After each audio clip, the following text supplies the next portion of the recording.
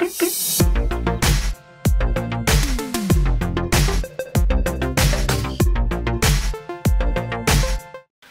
look, und hopp. Aber da ist schon jemand. Ist nicht so gemütlich so? Kannst einmal aufhören zu gehen. Ja, ich bin einfach so müde gerade. Was ja auch immer ein Problem ist, wenn man im Bus lebt, ist Strom. Und ja, bei uns ist halt vor allem der Laptop ein Problem, weil wir halt, oder ich habe halt so einen riesigen Laptop zum Schneiden und der zieht unglaublich viel Strom. Und deswegen müssen wir halt bei allen Ecken und Kanten immer gucken, dass wir irgendwie Strom sparen. Und wir wollten dann einfach mal unsere Stromquellen vorstellen, also unsere Batterie und unser Solarpanel und unsere Verbraucher. Und was wir gut finden, was wir nochmal aufrüsten müssen. Aber dass wir an allen Ecken und Enden sparen müssen, finde ich noch ein bisschen übertrieben. Strom sparen. Was ja auch immer ein Problem ist, ist Strom. Man hat im Bus halt nur begrenzt Strom. Man hat meistens nur eine Batterie. Wir haben auch nur eine Batterie. Wir haben 2 Batterien. Ja, aber nur eine zweite Batterie. Also eine Batterie, die man auch wirklich benutzen kann für seinen ganzen Kram. Die anderen benutzen, wenn man danach nicht mehr Auto fahren will. Okay, dann kommen wir zuerst einmal zu unserer Batterie. Und zwar haben wir auch nur eine ganz kleine Batterie. Das ist eine 85 Ampere-Stunden Batterie. Richtig? Ja, sonst sagst du immer Stundenampere. Also, Das ist eine Bleibatterie, das ist eine ganz normale Bleibatterie. zwischen 5 und 6 Jahren ist sie jetzt alt und in den Dauereinsatz. in den letzten 2 Jahren wirklich im Dauereinsatz gewesen. Davor immer nur am Wochenende oder mal zum Urlaub. Und sie hält halt immer noch total gut. Genau, wir achten halt immer darauf, dass wenn unsere Batterie weniger als 20% hat, dann darf niemand mehr irgendwas mit Strom machen. Nicht Videos schneiden. Dann dürfen wir keine Videos mehr schneiden, dann dürfen wir die Handys nicht mehr laden. Was tun wir denn, um irgendwie Strom zu sparen? Was machen wir denn da? Wir laden halt alles immer, wenn wir entweder in der Sonne stehen. Wir haben 300 Watt Solarpaneele auf dem Dach. Das Bloß stimmt nicht doch. zu wenig, ja, ich weiß. Also, Das klingt nur so unglaublich zu viel. Ja. Weil normalerweise sagt man immer, pro 100 Ampere-Stunden braucht man ungefähr 100 Watt. Das heißt, wir bräuchten ungefähr 85 Watt statt 300. ja, so eine kleine Batterie und so das viel ist halt Solar. bescheuert, weil wir nehmen halt auch den Strom, wenn er da ist. Ne? Ja, wir machen genau. halt den Kühlschrank dann kälter, wenn die Sonne da ist. Laden unsere ganzen Sachen auf, wenn die Sonne da ist oder wenn wir gerade auf der Straße sind. Genau. Wenn wir gerade einen Motor anhaben. So. Wir haben dann auch eine Powerbank dabei und die laden wir dann auch immer, während wir fahren, damit wir dann auch mal unsere Handys und so weiter laden können, falls unsere Batterie in den kritischen Bereich kommt, damit wir die nicht noch weiter foltern müssen. Dann stellen wir den Kühlschrank immer runter. Den machen wir mal auf 3 Grad, während wir fahren oder wenn Sonne gerade da ist. Und wenn es warm ist, nachts stellen wir den auf 7 oder 8 Grad dann hoch. Und dann ist der nachts eigentlich praktisch gar nicht an. Genau, das macht besonders viel aus, wenn man in einem sehr heißen Land ist, wo es dann auch nachts mal über 30 Grad die ganze Zeit war. Da hat das sehr viel gebracht, den Kühlschrank hochzustellen, weil ansonsten ist unsere Batterie da teilweise gar nicht mit klargekommen. Die war dann am nächsten Morgen so gut wie leer, wenn wir den einfach so gelassen haben, wie er war. Und unser Kühlschrank hat auch einen Turbomodus und das ist halt ganz praktisch, weil wenn wir dann irgendwie einkaufen waren oder wenn wir gerade viele Sachen in den Kühlschrank gepackt haben, dann können wir ihn auf Turbomodus stellen. Natürlich auch nur, wenn gerade die Sonne aufs Auto ballert oder wenn wir fahren, weil der dann halt ziemlich viel zieht. Aber das ist halt total praktisch, weil man kann halt auch, wenn man dann mal fährt, den nochmal extra ein paar Grad kälter machen und kann den dann später wieder höher stellen, wenn man irgendwo steht und dann wieder Strom sparen muss. Und so bleibt es halt irgendwie alles ein bisschen länger kalt und so weiter und dann kommen wir auch eigentlich ganz gut damit klar. Ja, der Kompressor läuft dann einfach auf voller Leistung. Ja. Und wir glauben halt auch, wenn wir jetzt nicht den Laptop hätten und nicht diese Videos machen würden, dann würden wir wahrscheinlich auch mit einem Solarpanel locker klarkommen, oder? Ja. Der Kühlschrank, wir haben einen Kompressorkühlschrank und der verbraucht unglaublich viel. Für uns ist der Kompressorkühlschrank einfach total klasse, weil der halt funktioniert und weil er super stromsparend ist und die Sachen halt in 0, nichts tief runterkühlt. Ein Absorberkühlschrank ist aber auch nicht unbedingt verkehrt, wenn man zum Beispiel den auch mit Gas betreiben kann und man eine große Gasflasche oder so mit sich rumfährt, dann ist es ja auch nicht schwer, dann hat man ja nicht wirklich noch viel mehr Verbrauch, wenn man den Kühlschrank noch mitlaufen lässt, weil ich glaube, so ein Kühlschrank verbraucht unglaublich wenig, oder? So ein Absorberkühlschrank an Gas verbraucht er wenig. Ja. Nur Strom verbrauchen die halt unglaublich viel. Ja, genau. Also es kommt halt drauf an, was man hat. Wahrscheinlich ist einfach ein Kompressor besser, wenn man mit Strom unterwegs ist, aber wenn man die Möglichkeit hat und viel Gas dabei hat, dann geht, glaube ich, auch ein Absorberkühlschrank. Dann haben wir so coole kleine Stecker. In unserem 10-Dinge-Video sind wir schon mal auf diese Stecker eingegangen und ja, wir benutzen die halt als Alternative zu den Zigarettenanzündern, weil die halt super gut Kontakt haben und nicht wackeln und auch mal auf einer Nicht-Autobahn halten. Und wir haben dann einfach sozusagen 3 Steckdosen, die wir am Sicherungskasten angeschlossen haben und die 3 Kabel gehen dann halt einfach vorm Kühlschrank dann da so lang und dann können wir da halt immer alles Mögliche dran anschließen, den Ventilator oder unsere Laptops, unsere USB-Ladegeräte und alles, was wir dann so finden. Dann haben wir vorne eine Batterieanzeige, die finden wir ziemlich praktisch. Ach so, ja, stimmt. Genau, die ist halt ziemlich cool. Die zeigt auch an, wie viel die Starterbatterie hat und wie viel man gerade lädt und entlädt. Und praktisch vor allem, weil wir die Zweitbatterie nicht komplett leer machen wollen. Wir haben ja 3 Solarpaneele auf dem Dach und unsere Solarstromregler sind nämlich hinten in der Heckbox. Was haben wir da für Solarstrom? Wir haben 2. Warum haben wir 2 eigentlich? Weil wir 2 unterschiedliche Arten von Solarpanelen dabei haben. Und dieses eine Plastik-Solarpanel, das halt so ein bisschen flexibel ist. Das dünne Solarpanel, das hat mehr oder weniger Volt, keine Ahnung, weiß ich nicht genau. Okay. Und die anderen beiden sind aber ziemlich gleich. Die anderen beiden sind ziemlich gleich von der Spannung her an, deswegen benutzen wir die zusammen. Und das hintere läuft über einen eigenen. Und wenn man nur eins benutzen würde, ein Solar, nennt man das Solarregler, ja, ne? Mhm. Dann wäre das nicht so gut. Also es ist schon besser, als wir 2 haben. Ja, kannst du auch für alle auf einen benutzen. Aber du musst halt auch sehen, dass das schon 300 Watt sind. Nee, aber ich meine, wenn man jetzt alle 3 Solarpaneele nur mit einem Ja, ich sag ja, das sind dann ja schon 300 Watt, die alles über einen komplett abgeregelt sein müssen. Und so große gibt es kaum, Doch, oder? ja, klar gibt es auch, aber so ist es eine gute Lösung für uns.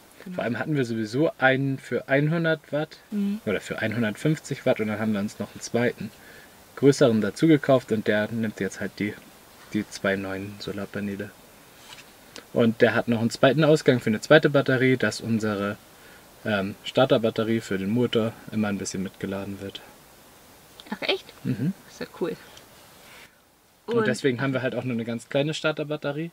Wir haben, glaube ich, nur 35 Ampere-Stunden Starterbatterie, weil da halt nichts drüber angeschlossen ist. Und es ist halt voll praktisch, weil die Solarpaneele genau unser Sonnendach abdecken. Und in Indien war es halt immer so, dass es halt super schön war, weil man frische Luft hatte, wenn das Dach offen war. Aber dafür hat die Sonne auch andauernd ins Auto geknallt. Also war das Ganze dann eher kontraproduktiv. Und jetzt mit den Solarpaneelen obendrauf, da hatten wir dann halt Schatten und trotzdem konnte die Luft zirkulieren. Nach oben raus, ja. Und wir haben noch in Indien einen 12-Volt-Ventilator gekauft, was halt, wenn es super heiß ist und so super praktisch ist, gerade wenn man keine Klimaanlage im Auto hat, es hat echt viel ausgemacht. Und vor allem für Luke war das halt super, so einen Ventilator im Auto zu haben. 3 Tage durchlaufen lassen, auch nachts und alles. Der verbraucht nicht viel Strom. Dann haben wir noch eine Standheizung, also bei uns ist halt das Problem, unsere Standheizung... Jetzt bin ich mal gespannt. Was ist das Problem? Unsere Standheizung läuft mit Benzin und die verbraucht richtig wenig Benzin. Also ich glaube 200 Milliliter in der Stunde oder so, oder noch weniger, also ganz wenig. Aber das Einzige... Ist das nicht so? Doch, aber wie du sagst, also ganz, ganz, ganz wenig. Egal, auf jeden Fall haben wir halt ein Problem und zwar ist das, dass die halt Jetzt bin ich mal gespannt, was für ein Problem hat die? beim Anlaufen glüht die halt irgendwie immer. Die glüht nicht vor, aber die braucht doch, irgendwie... die glüht vor. Ach doch? Okay, auf jeden Fall, die glüht vor. Und aber du hast doch gerade eben gesagt, nur diese müssen vorglühen. Nein, also deswegen bin ich jetzt verwirrt. Die Standheizung läuft mit Benzin und glüht vor. Und dabei verbraucht die halt super viel Strom. Und deswegen hatten wir halt in Armenien das Problem, dass wir halt eigentlich genug Benzin hatten, natürlich, um zu heizen. Irgendwie 60 Liter im Tank oder so, oder 85 oder wie viel auch immer reingehen. Aber wir hatten halt nicht genug Strom. Deswegen konnten wir die dann immer nur so 1-2 Mal für 2 Stunden anmachen. Und Aber das Ja. stimmt doch gar nicht. Wir hatten die doch die ganze Nacht da an. Nein, hatten wir nicht. Wir hatten die Als immer wir nur am Strom Anfang an. Wir machen die halt. Ja, aber immer wenn nur an- sobald sie einmal läuft, verbraucht sie nicht mehr viel Strom. Ja, aber sie muss ja immer erstmal mal laufen und dabei verzieht sie ja mal richtig viel. Ja, ich weiß, aber dann ist ja schlechter, die zweimal in der Nacht anzumachen, statt sie einmal nur anzumachen und dann durchlaufen zu Ja, lassen. das stimmt. Ja, also auf jeden Fall hatten wir halt in Armenien ein, zweimal das Problem, dass es halt dann, dass unsere Batterie dann doch ein bisschen das nicht mehr geschafft hat mit der Standheizung. Ja, das stimmt, das hatten wir, das weiß ich, weil ich habe gefroren wie Sau. Aber wir haben es ja alles geschafft. Du bist nicht erfroren. Ich bin nicht erfroren. Dass Ja. damit wir den Lüfter vorne nicht die ganze Zeit laufen lassen müssen, der auch ziemlich viel Strom verbraucht. Weil wir eine Wasserstandheizung haben, haben wir eine Fußbodenheizung eingebaut und die gibt halt so viel Wärme ab, dass wir praktisch gar keinen Lüfter mehr brauchen. Wir haben halt eine Wasserstandheizung und deswegen wird das Wasser, das durch die Standheizung warm gemacht wird, wird dann halt jetzt einfach nochmal durch den Boden gepumpt und auch wenn wir fahren, können wir einfach das heiße Motorwasser durch den Boden pumpen und dann ist der Boden auch warm. Also das Und ist halt trocken, total ja. cool. Wir haben viele Bullis getroffen, die einen Inverter. Inverter im Auto haben. Das ist so ein Ding, das von 12 Volt auf 360, 260, 140, ich weiß nicht. Sag mal, 220. so weiterreden. Nein, du schaffst das schon, du machst das super. Das ist so ein Ding, das von 12 Volt auf 220 Volt umwandelt. Und das Witzige ist halt, dass dann viele damit den Laptop betreiben, der dann wiederum mit 15 oder 19 Volt läuft. Und deswegen haben wir halt überhaupt keinen Inverter. Inverter. Deswegen haben wir halt überhaupt keinen Inverter im Auto, weil wir einfach ein DC-DC Step-up Step-up Modul. Modul haben. Und das sorgt halt einfach dafür, dass von 12 Volt auf 19 Volt Gespannt. Ja, und das funktioniert halt voll gut. Also wir haben überhaupt keine Probleme damit, den Laptop zu benutzen, den Laptop zu laden oder Und irgendwas. das ist vor allem viel effizienter, ne? Genau, ansonsten hat man irgendwie, ich glaube, nur 80% oder weniger sogar noch, wenn man so einen Inverter dabei hat, dazwischen schaltet. Und deswegen sind wir halt einfach voll zufrieden mit unserer Lösung. Kann natürlich auch sein, dass es halt manchmal einen guten Grund hat, warum man einen Inverter im Auto hat, aber für uns war ist es jetzt halt einfach nicht notwendig. Dann haben wir noch, weil wir sonst auch manchmal doch ein bisschen Lichtprobleme hatten, jetzt 2 LED-Leisten noch angebaut. Also auf jeden Fall haben wir eigentlich 2 warme LED-Leisten draußen und eine drin, aber die drin ist gerade kaputt. Die müssen wir uns noch mal angucken. Aber die draußen Muss ich die funktionieren. Steffen muss sich die angucken. Aber die draußen funktionieren super. Also es gibt ja auch viele, die sich dann diese Flashlichter mit so Fernbedienungen und so ins Auto reintun. Finden wir auch ganz cool. Aber ja, wir mögen halt einfach dieses warme LED-Licht und deswegen haben wir uns dann für diese LED-Leisten entschieden. Ja. Wir haben Ein 220 Volt Batterieladegerät, meinst du, ne? genau, dass man halt einen normalen Strom anschließen kann und dann kann man damit die Batterie laden. Weil wenn wir mal irgendwo stehen und In der Tiefgarage. in der Tiefgarage oder so, genau, wo halt keine Sonne ist. Wir hatten die Situation jetzt einmal in Aserbaidschan. Da war zwar keine Tiefgarage, aber es war halt die ganze Zeit dunkel und bewölkt und deswegen hatten wir auch nicht Verschneit. genug Strom. Und da haben wir dann auch einfach unser Batterieladegerät an unsere Batterie angeschlossen und konnten dann halt im Auto alles noch ganz normal weiter benutzen.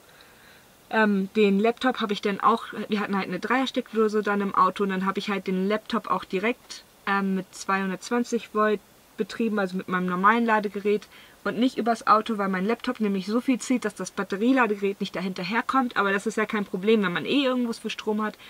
Dann haben wir halt auch nicht das Problem, dass unsere Batterie irgendwie entlädt, während wir mal länger irgendwo stehen und mal keine Sonne haben, sondern können das halt einfach die ganze Zeit mit dem Batterieladegerät laden.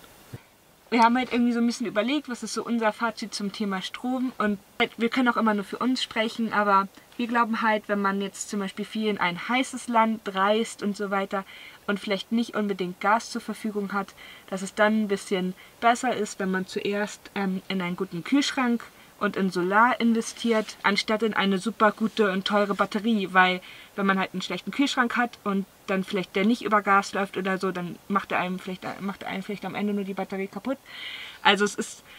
Wenn man sowieso alle 3 Tage unterwegs ist, kann man auch in eine gute Batterie und ein Lithium-Batterie. Ja, es ist halt auch immer die Frage, wenn man zum Beispiel viel fährt, dann ist es natürlich auch wieder was anderes. Oder was wir halt super gerne hätten, wäre eine Lithium-Batterie. Aber das passt halt im Moment nicht in unser Budget. Aber es geht jetzt auch eigentlich so. Dadurch, dass wir so viel Solar auf dem Dach haben und unsere Batterie halt quasi immer voll ist tagsüber, können wir halt auch viel bearbeiten und viel machen ohne eine Lithium-Batterie.